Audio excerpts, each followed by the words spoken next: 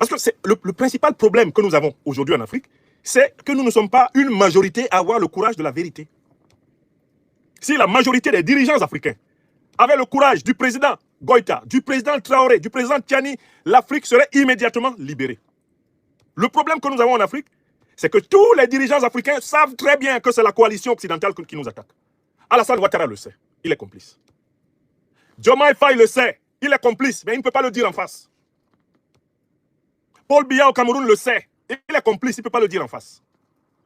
Abdelmajid Tebboune le sait, il est complice, il ne peut pas le dire en face. El Ghazouani, machin, en Mauritanie, il le sait, il est complice, il ne peut pas le dire en face. Oligui Nguema le sait, il est complice, il ne peut pas le dire en face. Il faut que vous sachiez que Tinubu sait exactement qui attaque le Nigeria. Mais comme il est complice des assaillants contre son propre pays, il ne peut pas le dire en face.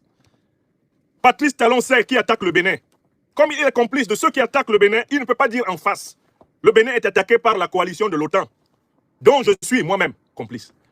Kagame est complice. C'est pour ça qu'il ne peut pas dire en face, c'est l'Occident qui alimente le terrorisme en Afrique, puisque lui-même est un agent terroriste de l'Occident.